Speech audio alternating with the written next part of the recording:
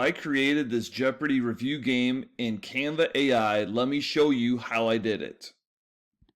So in the search bar in Canva, I clicked on Canva AI, and then in the search, I pasted in this prompt: can you create a review Jeopardy game that goes over the basic coding concepts in Scratch? Go ahead and click the purple arrow, and then it starts going to work. And you can see here it starts going through the coding. You can see now why people who are in the coding business are a little bit worried about AI.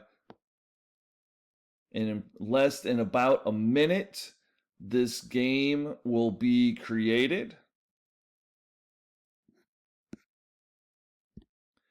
Here is the finished game. So you can go ahead and click on one of these questions, and the correct answer is sprites. I can assign it to the team. You can see the points change up there. It is awesome. Now, to make it even a little bit better and a little bit easier, you can go click on Use in a Design, and I'm going to click on Website.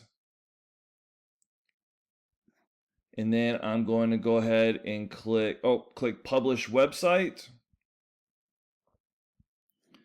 And then you'll see right here, site address.